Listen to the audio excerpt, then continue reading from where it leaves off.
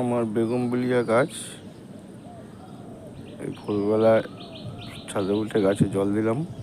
দেওয়ার পরে একটা বেগুনবিলিয়া গাছে এই গরমের মধ্যে কিরম ফুল হয়ে আছে সেটা দেখাচ্ছি আপনাদের। দেখা যাচ্ছে এটা একটু বাই কালার বেগুনবিলিয়া। আপনাদের সবাইকে অনুরোধ যে বেগুনবিলিয়া গাছ করুন। শীত গ্রীষ্ম বর্ষা সবসময় কম বিস্তর ফুল পাওয়া যায়, শীতের সময়টা একটু বেশি।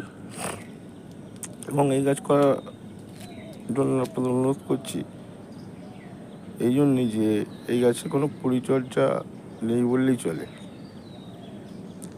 মাটি প্রতি বছর একবার করে পাল্টে দেওয়া, আর খাবার বলতে শিংকুচো, হাড়কুচো, একটু নিমখোল, শস্যখোল মাটিতে মিশিয়ে দিয়ে গাছকে পুনরায় অন্য টবে প্রতিস্থাপন করতে পারেন। এইভাবে বছরের পর বছর